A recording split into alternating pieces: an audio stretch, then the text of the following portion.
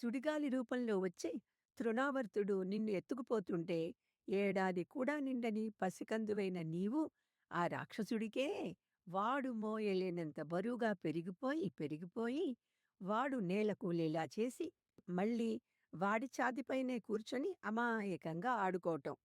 ఇవి వింటున్నా, చదువుతున్నా లీలలు అని మాకు తెలుసు. అందువల్ల ఆశ్చర్యంతోనూ, ఆనందంతోనూ మా మనసులు నిండిపోతాయి. కానీ పాపం యశోదానందులకు, ఆ రేపల్లె వాసులకు ఆ సమయంలో ఎలా ఉండేదో!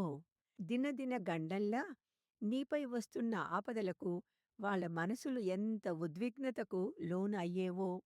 వాళ్ళు నిన్ను పరమాత్మ అని గ్రహించే లోపలే నీ సోదరి యోగమాయాదేవి వాళ్ళని తన మాయలో పడేయటం, వెంటనే వాళ్ళు దిష్టిలాంటివి తీసి పూజలు పునస్కారాలు చేయటం. మీ అన్నాచెల్లెళ్ళు ఇద్దరూ కలిసి ఎన్నిసార్లు అందర్నీ ఎంత మాయలో పడేశారో కదా! అసలు ఈ తృణావర్తుడెవరో చూద్దాం. పూర్వజన్మలో ఇతడు పాండ్య దేశాధిపతి అయిన సహస్రాక్షుడు. పరాక్రమవంతుడు, పరమ విష్ణుభక్తుడు, ధార్మికుడు, యజ్ఞయాగాదులు నిష్ఠతో నిర్వహించి అపార దానాలు చేసేవాడు.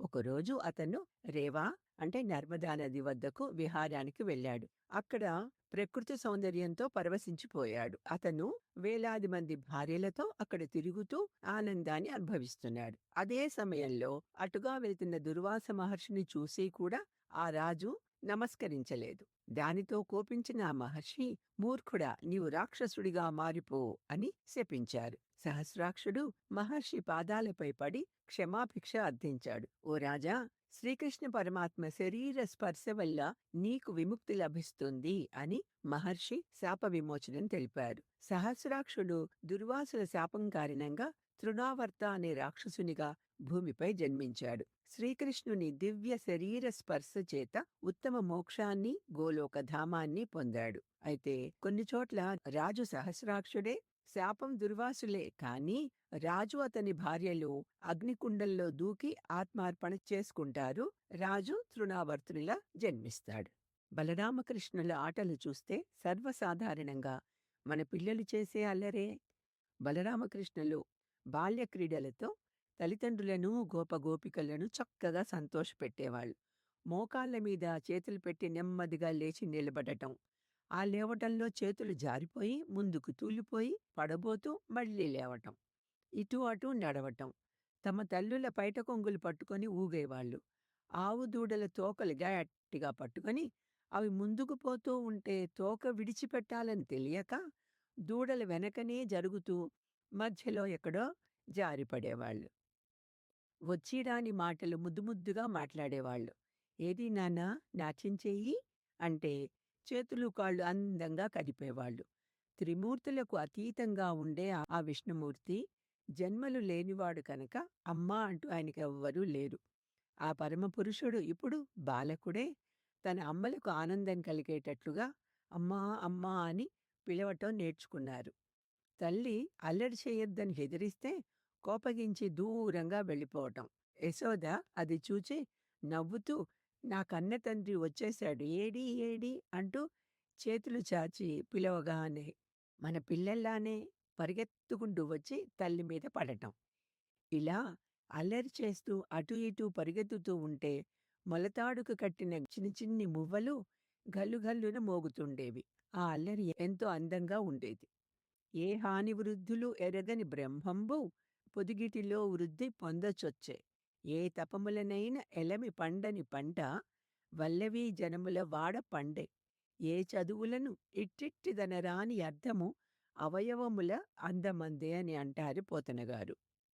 పెరుగుట తరుగుట అనేవే ఎరగని పరబ్రహ్మము ఈనాడు యశోద ఒడిలో రోజు రోజుకి పెరుగుతున్నాడు. ఎన్ని తపస్సులు చేసినా పండని బంగారు పంట నేడు గోపకుల రేపల్లెవాడలో కన్నుల పండుగా పండింది. ఎన్ని చదువులు శాస్త్రాలు చదువుకున్నా ఇలా ఉంటుంది అని తెలియరాని ఆ పరమార్థ తత్వము అందాలు చెందే ఆ చిన్నారి కృష్ణుడి అవయవాలన్నింటిలోనూ వ్యక్తం కాసాగింది అంటూ చెప్తారు పోతన్న గారు. ఇలా మెల్లమెల్లగా పెరుగుతూ వాళ్ళ అల్లరి కూడా పెరగసాగింది. మన పిల్లల్లాగానే రోహిణీమాత వెళ్ళి భోజనాలకు రమ్మని పిలిస్తే ఎంతకీ రాకపోతే నా వల్ల కావటం లేదు బాబు అని యశోదమ్మకి చెప్తుంది. ఇది సర్వసాధారణ విషయం కదా. అక్క చెల్లెళ్ళ పిల్లలో, అన్నదమ్ముల పిల్లలో ఒకరి మాట వినకపోతే మనం అస్త్ర సన్యాసం చేస్తాం. ఏమోనే బాబు వాళ్ళు నా మాట వినటం లేదే అంటే ఇంకొకరు రంగప్రవేశం చేస్తారు. ఇక్కడ అలాగే యశోదమ్మ వచ్చి చాలా నచ్చజెప్పి మీ నాన్నగారు అన్నం తినకుండా మీకోసం చూస్తున్నారు. తిని మళ్ళీ వచ్చి ఆడుకోండి అని ఆఖరి అస్త్రం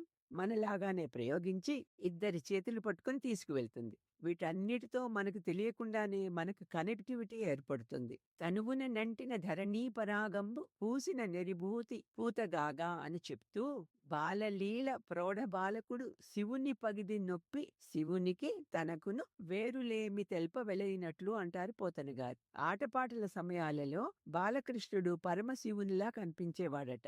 ఆయన దేహానికి అంటిన దుమ్ము విభూతి పూతలా కనిపించేది. ఉంగరాల జుట్టుని పైకి ముడిచి ముత్యాల పేరుతో ముడివేసేది యశోద. అది శివుని తలపై ఉండే చంద్రవంకలాగా కనబడుతుండేది. నుదుట నిలువుగా పెట్టిన ఎర్రని తిలకం మన్మధుని గెలిచిన శివుని పాలనేత్రంలా కనబడసాగింది. మెడలో వేసిన రత్నాల హారం మధ్యలో నాయకమణిగా ఉన్న పెద్ద నీలమణి శివుని కంఠంలోని హాలాహలపు నల్లని మచ్చలాగా కనబడుతోంది. మెడలోని ముత్యాల హారాలు శివుని మెడలోని సర్పహారాలుగా కనబడుతున్నాయి. ఎదగకుండానే పెద్దవాడైన విష్ణువు బాలకృష్ణుని అవతారంలో ఈ విధంగా లీలలు చూపాడు. శివుడు తాను ఒకటే సుమా అని హెచ్చరిస్తున్నాడా అన్నట్లు చిన్ని కృష్ణుడు శివుని వలె కనిపించాడు. ఎంత చక్కగా శివకేశవుల అభేదాన్ని చూపారో ఆ మహాకవి.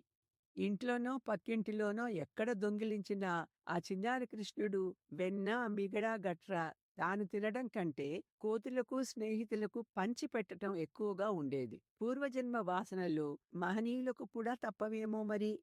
ఒకనాడు యశోద స్తన్యం ఇస్తూ పక్కన పెట్టి వంటిట్లోకి వెళ్ళింది అన్న ఉక్రోషంతో వెన్న చిలుకుతున్న కుండను పగలగొట్టి పారిపోతున్న కన్నయ్యను పట్టుకొని బెదిరించాలి అనుకున్న యశోదమ్మ చూస్తే పక్కింట్లో రోడ్డు మీదకి ఎక్కి వెన్న తీసి కోతులకి తినిపిస్తూ ఉన్న కన్నయ్యను చూసి ఇలా అనుకుంటుంది. పోనీ పసిపిల్లాడిలే అనుకుందామంటే రోజు రోజుకి ఆగడం ఎక్కువ అవుతోంది. పోని కొద్దిగా భయం చెప్దాం అనుకుంటే లేక లేక పుట్టినవాడు వీడొక్కడే మరొకడు లేడాయే. అసలు భయం అన్నదే వీడికి తెలియదు. పోనీ అలా అని ఊరికే ఉండడు. వీణ్ణి పట్టుకొని తగిన శాస్తి చేయటం ఎలా అని ఆలోచించి చిన్న కర్రపుల్ల పట్టుకొని ఏయ్ ఆగక్కడా అని గట్టిగా అనగానే రోటి మీద నుండి దూకి పారిపోవటం మొదలుపెట్టాడు. స్తంభాల వెనుక దాక్కొని అటూ ఇటూ తాను పరిగెత్తి వాళ్ళ అమ్మని పరిగెత్తించి మొత్తానికి పట్టుబడ్డ వెన్న దొంగను కొట్టడానికి చేతులు దాని యశోద వీరెవ్వరు శ్రీకృష్ణులు గారా ఎన్నడూను వెన్న కానరట కదా చోరత్వంబు ఇంచుకయును నేరరట ధారిత్రిని ఇట్టి నియతులు కలరే ఈ భూప్రపంచంలో ఇలాంటి బుద్ధిమంతులు ఉంటారా నాయనా అంటూ వెక్కిరిస్తున్నది. నీవు ఎవరికీ దొరకవు అంటారు కాని నిన్ను పట్టుకోవటం నాకు తప్ప మరెవ్వరి వల్ల కాదు అన్నది. మహామహా తపస్సు చేసిన వాళ్లకే దొరకని ప్రభు ఆయన అయితే వారికి ఆమె తల్లి కదా మరి పాపం దొరుకుతారుగా.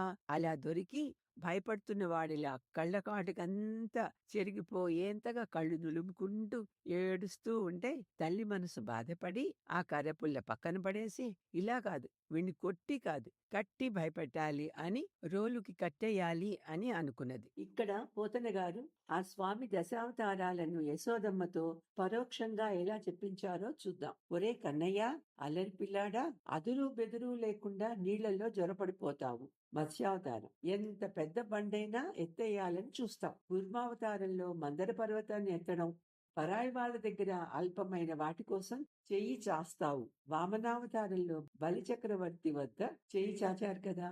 రాజసం ఎక్కువ ఎన్నో జగడాలు తెస్తావు. పరశురామావతారం నీళ్ల ప్రవాహానికి అడ్డకట్టలు వేయాలని చూస్తావు. రామావతారంలో సముద్రానికి సేతు దుడ్డుకర్ర పట్టుకొని నాగలి దున్నేవాడిలా నటిస్తావు. బలరామ అవతారం మొలకు గుడ్డ లేకుండా దిగంబరంగా తిరుగుతావు. బుద్ధావతారం ఇవి చాలవు అన్నట్లు ఇంకా దుడుకు చేష్టలు ఎందుకు చేస్తావో ఏమిటో. ఇక ముందు కల్కి అవతారం ఎత్తి దుష్టులను శిక్షించడానికి ఏమేం చేస్తావో ఏమిటో అని భావం. ఇలా ఎత్తి పొడుపు మాటలతో యశోదామాత పుత్రుణ్ణి తిడుతూనే పొగుడుతూ ఉన్నది.